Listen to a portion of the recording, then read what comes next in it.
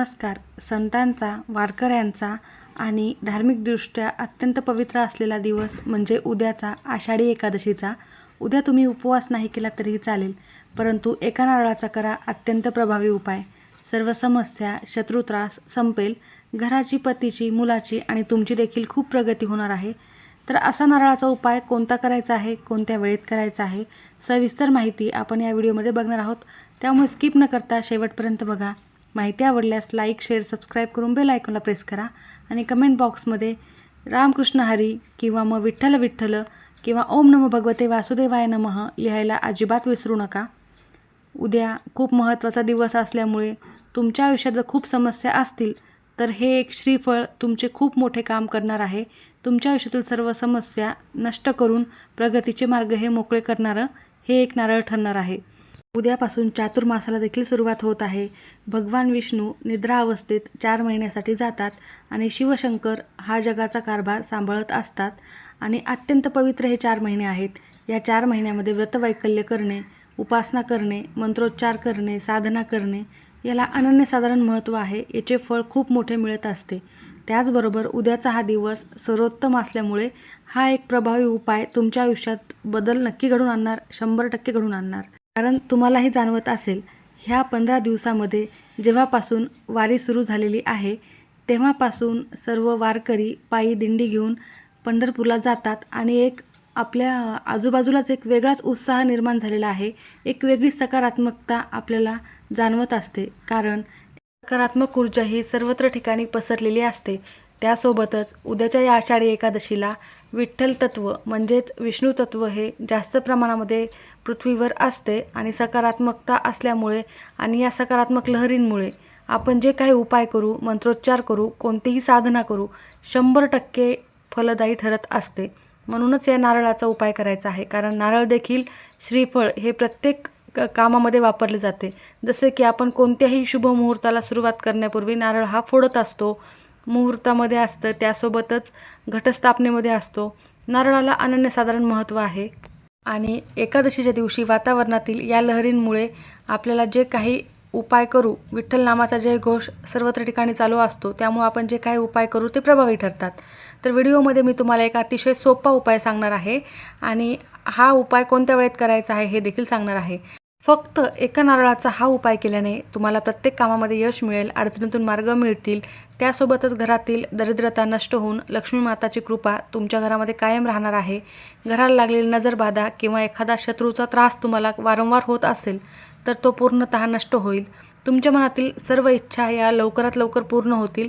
तर हा नारळाचा उपाय कसा करायचा आहे ते बघूयात.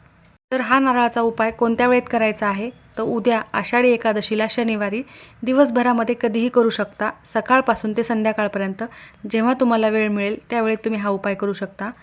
नारळाला श्रीफळ म्हणून ओळखले जाते आणि हे नारळ सुखसमृद्धीचे, ऐश्वर्याचे, धनसंपत्तीचे प्रतीक आहे. माता लक्ष्मीचे प्रतीक देखील हे मानले जाते. भगवान विष्णू आणि माता लक्ष्मींच्या आशीर्वादासाठी नारळ हे खूप फायदेशीर आहे. म्हणूनच या दिवशी नारळाचा हा उपाय करायचा आहे. जो पौराणिक कथेनुसार असे म्हटले जाते की भगवान विष्णू पृथ्वीवर अवतरले होते तेव्हा त्यांनी आपल्यासोबत लक्ष्मी आणि नारळाचे झाड तसेच कामधेनू या 3 गोष्टी आणल्या होत्या आणि या गोष्टी माणसांसाठी वरदान असून नारळाच्या झाडाला कल्पवृक्ष असे म्हणतात. या श्रीफळाचा वापर करून आपण उपाय केला तर घरात सुखसमृद्धी, सकारात्मक ऊर्जा आणण्यासाठी अत्यंत प्रभावी ठरते. आषाढी एकादशीला देवशयनी एकादशी असे म्हणतात, कारण या दिवसापासून भगवान विष्णू 4 महिन्यासाठी निद्रा अवस्थेत जात असतात. या पवित्र दिवशी लक्ष्मीनारायणाची कृपा मिळवण्यासाठी नारळाचे विशेष महत्त्व आहे. चला तर बघूयात उपाय काय करायचा आहे. कारण हिंदू धर्मात नारळाला श्रीफळ लक्ष्मीचे रूप म्हणतात, हे सर्वांनाच माहीत आहे. एकादशी ही भगवान विष्णूंना समर्पित असल्याने विष्णूच्या पूजेमध्ये श्रीफळ अर्पण केल्याने दारिद्र्यता दूर होते, घरातील वाईट नजर किंवा नकारात्मक ऊर्जेचा नाश होतो. नारळ हा एक सर्वोत्तम स्रोत आहे, ज्यामुळे एकादशीच्या दिवशी विठ्ठल माऊलीच्या चरणी किंवा विष्णूच्या मूर्तीसमोर मनोभावे नारळ ठेवून मागितलेली इच्छा ही भाविकांची लवकरात लवकर पूर्ण होते अशी मान्यता आहे. तर तुम्हाला काय करायचं आहे, आषाढी एकादशीच्या दिवशी एक सुकं किंवा पाण्याचं नारळ घ्यायचं आहे. शक्यतो पाण्याचंच नारळ घ्यायचं आहे. त्यावर नारळावर हळद कुंकवाने विठ्ठलाचे नाव किंवा श्री लिहायचे आहे आणि हा नारळ भगवान विष्णू, माता लक्ष्मी किंवा विठ्ठल रुक्मिणीच्या चरणी अर्पण करायचा आहे. विठ्ठल रुक्मिणीच्या मंदिरात नेऊन तुम्ही अर्पण केलं तरीही चालेल. यामुळे घरातील पैशाची चणचण दूर होते. पण हे लिहिल्यानंतर तुम्हाला काही मंत्र जप करायचा आहे.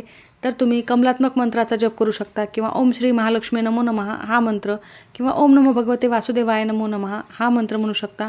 सर्व मंत्र 108 वेळेला जप करायचे आहे. त्यानंतर दुसरा अजून एक महत्त्वाचा उपाय, एक पाण्याचा नारळ घ्यायचा आहे, त्यावर एक कलाव्याचा धागा गुंडाळायचा आहे आणि हा नारळ घेऊन तुमच्या संपूर्ण घरभर फिरवायचा आहे. घराच्या प्रत्येक कोपऱ्यामध्ये घेऊन जायचा आहे. त्यानंतर हा नारळ कोणत्याही विठ्ठल मंदिराच्या पायरीवर नेऊन ठेवू शकता किंवा वाहत्या पाण्यामध्ये विसर्जित करा. यामुळे जर तुमच्या घरामध्ये क्षुल्लक कारणावरून वादविवाद भांडणे होत असतील तर ते मिटतात आणि सकारात्मकता येते, घरामध्ये शांतता राहते. त्यानंतरचा तिसरा उपाय आहे तो आहे इच्छापूर्तीसाठी. चौथा आहे अडकलेली कामे पूर्ण होण्यासाठी. तर मी तुम्हाला हे सर्व उपाय सांगणार आहे, त्यापैकी तुम्ही एक करू शकता किंवा सर्वच उपाय केले तरीही चालेल. आणि अत्यंत महत्त्वाची माहिती अजून काही आहे ती मी तुम्हाला पुढे सांगणार आहे, ती खूप प्रभावशाली आहे. सर्वप्रथम आपण हे 2 छोटे उपाय पाहूयात आणि नंतर ती महत्त्वाची माहिती. तर एकादशीच्या दिवशी पूजेच्या वेळेला देवासमोर एक अखंड नारळ, एक सुपारी आणि 1 रुपयाचे नाणे ठेवायचे आहे. सकाळी तुम्ही पूजा करताल त्यावेळेला आणि आपली जी काही इच्छा आहे ती बोलायची आहे 1 ते 2 शब्दात. उदाहरणार्थ नोकरी विषय असेल, लग्न किंवा आरोग्य विषय असेल किंवा मग प्रगती होणे किंवा मग तुमच्या घराला नजरबाधा लागली असेल तर नजर दोष दूर होण्यासाठी अशी इच्छा तिथे व्यक्त करायची आहे. आणि त्यानंतर विठू माऊलीच्या समोर हे नारळ ठेवायचे आहे. त्यामुळे तुमची सर्व मनोवांछित इच्छा ही लवकरात लवकर पूर्ण होईल. आता हा नारळ एकादशीचा उपवास सोडताना म्हणजे पारण्याच्या दिवशी मंदिरात नेऊन देवाचरणी अर्पण करा किंवा त्याचा प्रसाद बनवा. हे देखील काम खूप महत्त्वाचे आहे. त्यानंतर अडकलेली कामे पूर्ण होण्यासाठी एका पिवळ्या किंवा लाल रंगाच्या कपड्यात नारळ बांधायचा आहे. त्याच्यासोबत देवाच्या चरणाजवळील थोडीशी तुळशीची पान जे आहे ती ठेवायची आहे. आणि हा कपड्यात बांधलेला नारळ तुमच्या देवघरात किंवा मग लॉकरमध्ये ठेवायचा आहे. तर रखडलेली कामे मार्गी लागतील, कोर्ट कचेरीचे काही प्रश्न असतील ते देखील सुटतील, कोणतेही आर्थिक अडचणी असो किंवा कुठल्याही समस्या असो त्या मुळासकट नष्ट होतील, असा हा प्रभावी उपाय आहे. फक्त हा उपाय करताना तुम्हाला तुमच्या कुलदेवताचे नामस्मरण केले तरीही सर्वोत्तम ठरेल. जर तुम्हाला कोणतेही मंत्र म्हणणे शक्य नाहीच झाले तर मग कुलदेवाचे नामस्मरण करावे, कारण आपल्या कुळाचे रक्षण करणारेच आपल्याला पुढे नेण्यासाठी कार्यरत असतात. त्यामुळे त्यांची जितकी जास्तीत जास्त सेवा कराल तितकी तुमच्यासाठी शुभ ठरेल आणि फलित ठरेल. आता अजून एक नारळाचा मुख्य उपाय जो आहे त्याकडे आपण वळूयात. तर हा उपाय वर्षातून एकदाच करता येतो, तो म्हणजे आषाढी एकादशीला. आणि तुम्हाला उद्या हा उपाय करायचा आहे. तर उपाय करण्यासाठी, हे सर्वच उपाय करण्यासाठी आणि हा उपाय करण्यासाठी देखील तुम्हाला सकाळी लवकर उठायचे आहे, स्वच्छ स्नान करायचे आहे, देवघरातील देवांची विधिवत पूजा करून घ्यायची आहे. विठ्ठलाची मूर्ती तुमच्याकडे असेल तर त्यावर तुम्हाला आवर्जून अभिषेक करायचा आहे. दुग्धाभिषेक, पंचामृत अभिषेक किंवा मग तुम्ही जलाभिषेक देखील करू शकता. त्यानंतर तुम्ही हा उपाय करायचा आहे.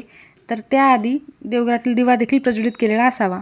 भगवान विष्णूंची मूर्ती असेल तर त्यावर नक्की अभिषेक करा किंवा बाळकृष्णाच्या करू शकता, विठ्ठलाच्या मूर्तीवर देखील करू शकता. आणि जर मूर्ती नसेल फोटो स्वच्छ पुसून ठेवायचा आहे. त्याचबरोबर पिवळ्या रंगाची फुले, पिवळ्या रंगाची मिठाई, तुळशीपत्र अर्पण करायचे आहे. धूप दीप ओवाळून घ्यायचा आहे. घरातील वातावरण शुद्ध सकारात्मक करायचे आहे. आणि या पवित्र वातावरणात तुम्हाला हा महत्त्वाचा अजून एक उपाय देखील करायचा आहे. तर हा उपाय तुम्ही सकाळ दुपार संध्याकाळ कधीही करू शकता, जेव्हा तुम्हाला वेळ मिळेल त्यावेळेमध्ये. आणि हे सर्वच उपाय मी तुम्हाला याआधी सांगितले का ते देखील तुम्ही कधीही करू शकता. इच्छापूर्तीसाठी, कामातील अडथळे दूर होण्यासाठी जे काही उपाय सांगितलेले आहेत ते देखील तुम्ही दिवसभरात कधीही करू शकता. तर तुम्हाला हा उपाय करण्यासाठी एक पाट घ्यायचा आहे. पाटावर तुम्हाला पिवळ्या रंगाचं वस्त्र अर्पण करायचं आहे किंवा चौरंगावर ठेवू शकता. आणि त्यावर सर्वप्रथम तुम्हाला एक दिवा प्रज्वलित करून घ्यायचा आहे. तुपाचा दिवा लावणे शक्य झाले तर आवर्जून लावा, नसेल तर मग तेलाचा लावला तरीही चालेल. त्यानंतर विष्णूंची आणि माता लक्ष्मीची एकत्रित फोटो असेल त्यांची पूजा करून घ्यायची आहे किंवा विठ्ठल रुक्माईची पूजा करून घ्यायची आहे. कृष्ण असेल तो देखील मांडू शकता, कारण हे देखील विष्णूचेच अवतार आहेत. हळद कुंकू अक्षता फुले अर्पण करायची आहे. आणि त्यानंतर एक नारळ घ्यायचा आहे, ज्यामध्ये पाणी असेल असाच नारळ घ्यायचा आहे. आणि त्यानंतर तुम्हाला त्यावर कुंकवाचा गंध तयार करून नारळावर एक स्वस्तिक काढायचं आहे. स्वस्तिक हे पूर्ण काढायचं आहे. मधले 4 बिंदू, 2 कडाच्या लाईन देखील तुम्हाला आवर्जून द्यायच्या आहेत. ज्याप्रमाणे मी तुम्हाला व्हिडिओमध्ये दाखवलेले आहे त्याप्रमाणे स्वस्तिक काढा, पण त्याच्या साईडला 2-2 लाईन तुम्हाला देऊन घ्यायच्या आहेत. तर अशा पद्धतीने कुंकवावर स्वस्तिक काढल्यानंतर ज्या ठिकाणी तुम्ही पाट ठेवलेला आहे किंवा चौरंग ठेवलेला आहे तर देवाकडे शेंडी येईल अशा प्रकारे नारळ तिथे तुम्हाला ठेवायचा आहे. नारळाची शेंडी देवाकडे येईल अशी. नारळासोबतच तुम्हाला 5 बदाम ठेवायचे आहेत, 5 हिरवी वेलची ठेवायची आहेत, 2 अखंड फुलांच्या लवंगा ठेवायच्या आहेत. यानंतर नारळाला हळद कुंकू अक्षता अर्पण करायचे आहे, नमस्कार करायचा आहे. तिथेच बसून तुम्हाला एक वेळेला विष्णू सहस्रनामाचे पठण करायचे आहे किंवा तुम्ही श्रवण देखील करू शकता. एक वेळेला महालक्ष्मी अष्टकमचे पठण करायचे आहे किंवा श्रवण देखील करू शकता. ओम नमो भगवते वासुदेवाय नमः मंत्राचा 108 वेळेला जप करायचा आहे किंवा विठ्ठल विठ्ठल जय हरी विठ्ठल किंवा पांडुरंग पांडुरंग किंवा तुमच्या कुलदेवताचे नामस्मरण करायचे आहे. आयुष्यातील गरिबी, दुःख, अडचणी, संकटे, विघ्न, समस्या, शत्रुत्रास नष्ट होण्यासाठी मनोमन तुम्हाला प्रार्थना करायची आहे. त्यानंतर दिवसभर तो नारळ तसाच ठेवायचा आहे आणि त्यानंतर संध्याकाळी तुम्हाला तो नारळ एका लाल रंगाचा धागा घ्यायचा आहे आणि धागा त्या लाल रंगाचा त्याच्यावर गुंडाळून, कलाव्याचा धागा असला तरीही चालेल, तो त्यावर गुंडाळायचा आहे आणि रात्रभर देवासमोर तसाच ठेवायचा आहे. दुसऱ्या दिवशी उठल्यावर तो नारळ एका लाल रंगाच्या कपड्यात बांधून तुमच्या पैशाच्या तिजोरीमध्ये ठेवा. ज्या ठिकाणी ठेवणार आहात अशी मान्यता आहे. हा उपाय केल्याने लक्ष्मीचे आगमन तुमच्या घरामध्ये होते आणि कधीही पैशाची चणचण तुमच्या घरात जाणवणार नाही. प्रगतीचे मार्ग मोकळे होतील. तुमच्या आयुष्यात येणाऱ्या अडीअडचणी सर्व नष्ट होतील. आषाढ महिन्यात जी दुसरी एकादशी येणार आहे तेव्हा तो नारळ तिथून काढायचा आहे व वाहत्या पाण्यामध्ये विसर्जित करायचा आहे. 5 बदाम जे घेतलेले आहेत आणि वेलची घेतलेले आहेत त्या तुम्ही प्रसाद म्हणून सर्वांनी ग्रहण करू शकता. अशा पद्धतीने हा सोपा उपाय करा आणि लवंगा देखील तुम्ही खाऊ शकता. तर हा उपाय नक्की करा, खूप प्रभावी आहे. घरातील सर्व दोष नक्की दूर होतील. लक्ष्मीच्या कृपेने आपल्या घरामध्ये कायम सुख शांती आनंद टिकून राहणार आहे, प्रगती होणार आहे. तुम्हाला नजरबाधा उतरवायची असेल तर तुम्हाला एक पाणी असलेला नारळ घ्यायचा आहे. तो स्वतःवरून 7 वेळेला उतरवून घ्यायचा आहे आणि हा एकच नारळ तुमच्या घरातील सर्व व्यक्तींवरून 7-7 वेळेला उतरवून घ्यायचा आहे आणि घराच्या बाहेर किंवा मंदिराच्या बाहेर जाऊन तुम्हाला तो फोडायचा आहे. असे केल्याने नकारात्मक ऊर्जा देखील दूर होते आणि आपल्याला लागलेली नजर किंवा नकारात्मक एक शक्ती जी काही असते ती देखील नष्ट होते. हा उपाय देखील तुम्ही करू शकता. खूप सोपा उपाय आहे. तर हे तिन्ही उपाय खूप महत्त्वाचे आहेत. त्यापैकी स्वस्तिकचा हा उपाय तुम्ही आवर्जून करा. त्याचबरोबर घरामध्ये सुतक असेल त्या घरात कोणालाही हा उपाय करता येणार नाही. स्त्रियांना मासिक धर्म असेल तर त्या सोडून इतर कोणीही हा उपाय केला तरीही चालेल. तुम्हा सर्वांना आषाढी एकादशीच्या खूप खूप शुभेच्छा. सर्वांचे खूप खूप धन्यवाद.